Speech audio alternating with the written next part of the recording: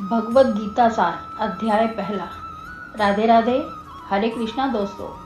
मैं भक्तन केशवी आप सभी भक्तों को दंडवत प्रणाम करती हूँ। अगर मैं सही मायने में कहूँ तो हमारे जीवन से जुड़ी सभी परेशानियों, सभी प्रश्नों और सभी प्रकार के डर का हल है श्रीमद् भागवत गीता। हम सबके जीवन से जुड़ा ऐसा कोई सवाल नहीं है जिसका उत्तर श्री कृष्ण गीता में नहीं देते। अगर गीता के उपदेशों का अपने जीवन में पालन किया जाए तो हम किसी भी समस्या या डर से विचलित नहीं होंगे। दोस्तों, चलते हैं गीता के 18 अध्यायों की यात्रा आज गीता के पहले अध्याय की हिंदी में सरल व्याख्या के साथ। अध्याय पहला, अर्जुन विषाद योग। ध्रुत क्रीड़ा में पांडवों की पराजय और योग योगेश्वर श्री कृष्ण के हस्तक्षेप के बाद भी दुर्योधन के हठीले स्वभाव के कारण जब महाभारत का युद्ध अवश्यंभावी हो गया तो दोनों ही पक्षों की सेनाएं युद्ध स्थल पर आमने सामने आ डटी। तब धृतराष्ट्र की आकांक्षा हुई कि वह भी युद्ध स्थल पर जाएं।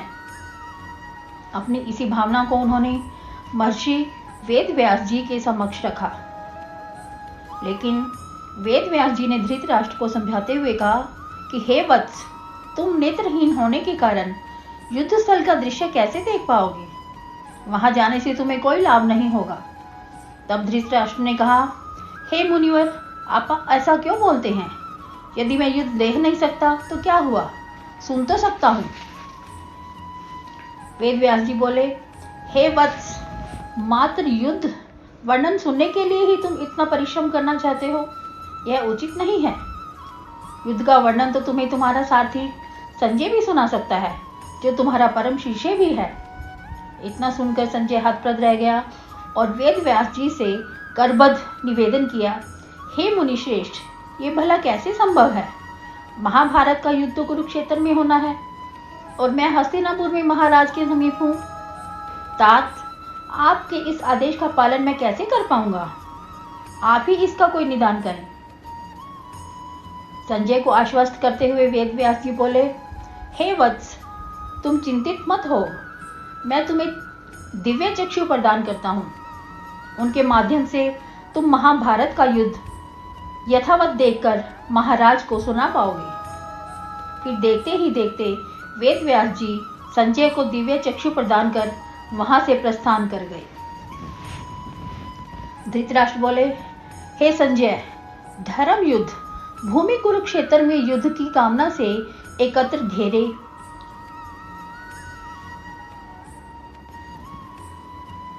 मेरे और पांडु के पुत्रों की जैसी भी स्थिति है उसका वर्णन करो। संजय ने युद्ध भूमि का वर्णन करते हुए कहा, हे महाराज, आपके पुत्र दुर्योधन ने पांडव पक्ष की सेना को व्यूहात्मक स्थिति में देखकर गुरुदेव द्रोण के निकट जाकर इस प्रकार कहा, हे आचार्य, आप अपने प्रिय शिष्य बुद्धिमान धृष्टद्युम्न द्वारा रचित पांडवों की व्यूहाकृत सेना पर दृष्टि डालिए।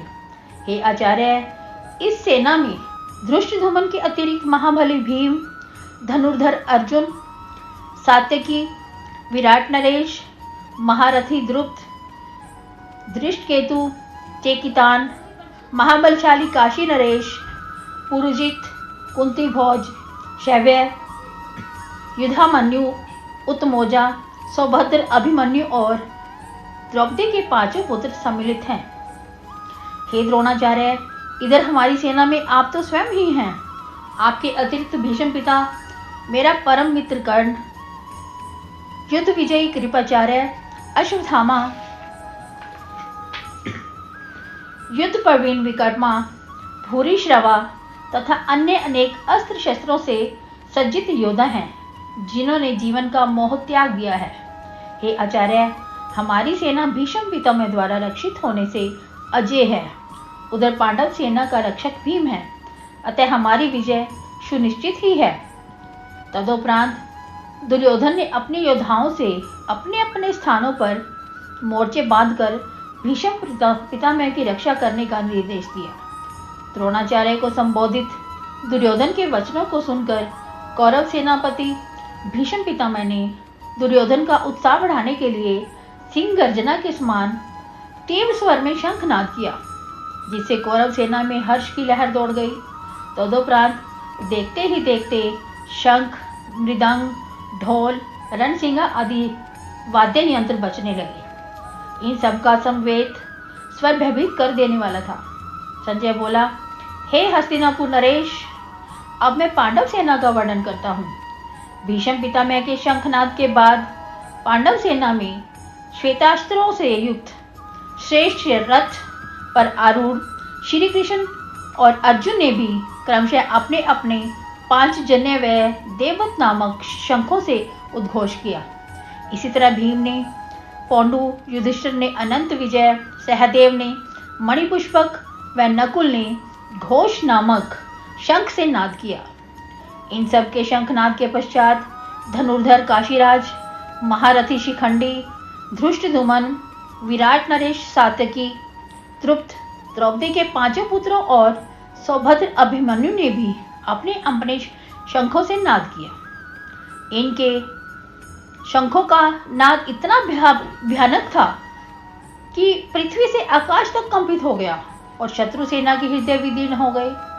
हे राजन, तदोपरांत कविध्वज रथ पर ही खड़ा होकर धृतराष्ट्र पुत्रों को सेना सहित देखकर अपना धनुष उठाकर ऋषिकेश से बोला, हे अच्युत, मेरा रथ दोनों सेनाओं के मध्य खड़ा कीजिए।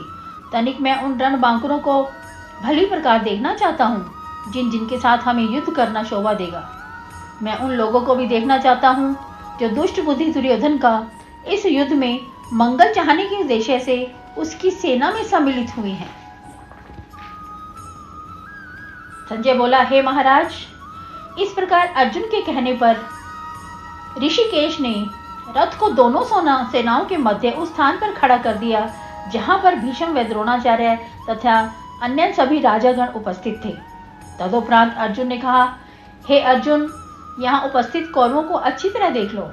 तत्पश्चात अर्जुन ने दोनों पक्षों में पिता के भाइयों, पितामह, आचार्यों, मामाओं, भाइयों, पुत्रों, पौत्रों, मित्रों, श्वशुरों व अन्य आत्मीजनों को देखा।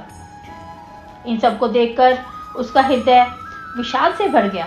तब वह शोक विहर होकर कृष्ण से बोला, हे कृष्ण, युद्ध के लिए लालायित आत्मीयजनों को देखकर मेरा शरीर शिथिल हुआ जा रहा है, मेरा मुंह शुष्क हो रहा है, शरीर में रोमांच व कंपन हो रहा है, गांडीव मेरे हाथों से छूट रहा है, त्वचा तप्त हो रही है और बुद्धि भ्रमित हो रही है। स्थिति यह है कि मैं स्वयं को स्थिर भी नहीं कर पा रहा हूँ। हे केशव, मुझे सभी कुछ प्रतिकूल दिखाई पड़ रहा है। इस तरह सब जनों का वध करके मैं अपना हित साधन नहीं करना चाहता।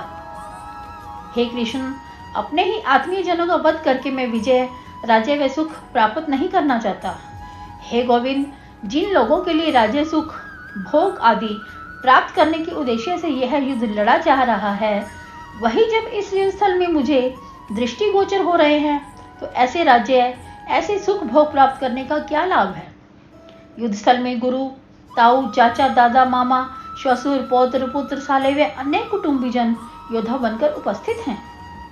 हे मधुसूदन, यदि ये लोग मेरा वध करना चाहें तब भी, और तीनों लोगों के राज्य की प्राप्ति के निमित्त भी मैं इनका वध नहीं करना चाहता, फिर इस भूमंडल की प्राप्ति के निमित्त वध करना मुझे असंभव प्रतीत होता है। हे जनार्दन, धृतराष्ट्र के इन दुष्ट पुत्रों का वध करके हमें सुख लाभ की अपेक्षा आतताइयों के वध का दोष ही लगेगा। यद्यपि धृतराष्ट्र के ये पुत्र दुष्ट बुद्धि हैं, तब भी वध के योग्य नहीं हैं। कुटुंबीजनों का वध करके हमें सुख की प्राप्ति कैसे होगी। राज्य के प्रलोभनवश इन लोगों की बुद्धि भ्रमित हो गई है। इसी से हमें कुल नाश या मित्र से छल का दोष प्रतीत नहीं हो रहा। लेकिन हे जनार्दन, हमारी तो बुद्धि भ्रमित नहीं हुई है, हमें तो दोष आदि का विचार करना ही चाहिए। हे यदुनंदन, कुल के विनाश से कुल का सनातन धर्म नष्ट हो जाता है, सनातन धर्म नष्ट होने से कुल पापाश्रित हो जाता है। हे कृष्ण, पाप की अभिवृद्धि से कुल की स्त्रियां मार्गच्युत हो जाती हैं। हे वाषार्णे, कुल की स्त्रियां मार्गच्युत होने से वर्ण संकर संतति उत्पन्न होती हैं। ऐसी वर्ण संकर संतति ही कुल को नर्क में ले जाती है तथा श्राद्ध, तर्पण आदि क्रियाओं का लोप होने से पितरों की अधोगति होती है। वर्ण संकरता से कुल धर्म के साथ साथ जाति धर्म का भी विनाश होता है। अतएव हे कृष्ण, जिनके कुल धर्म का नाश हो जाता है वह नरकवासी होते हैं, ऐसा सुना जाता है। वह कितनी दुखपूर्ण बात है कि बुद्धिमान होते हुए भी हम राज्य व सुख के प्रलोभनवश अपने ही कुल का विनाश करने की ओर उन्मुख हुए। यदि धृतराष्ट्र के पुत्र मुझ शस्त्रहीन का युद्ध में ही वध कर दें तो इससे मेरा शुभ ही होगा। संजय बोला, हे महाराज, इस प्रकार युद्ध भूमि में शोक विवल होकर अर्जुन धनुष को छोड़कर रथ के पशर में बैठ गया। दोस्तों, यह था पहला अध्याय, अर्जुन विषाद योग। इस अध्याय की यात्रा आपके साथ की आपकी केशवी ने बड़ी ही सरल व्याख्या से करने की कोशिश की है। अब आपसे होगी मुलाकात अगले अध्याय में। तब तक राधे राधे, हरे कृष्णा।